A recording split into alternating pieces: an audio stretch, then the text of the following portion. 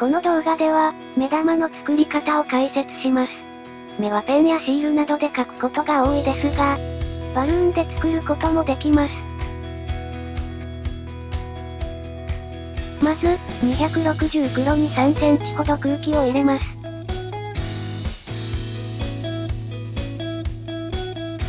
両端を結び、球形にしてください。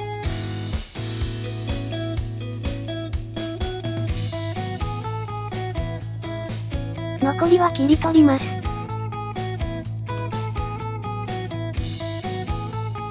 260袋に空気を入れます。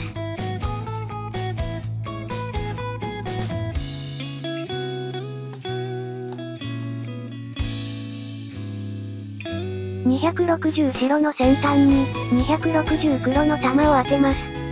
そのまま中に押し込んでください。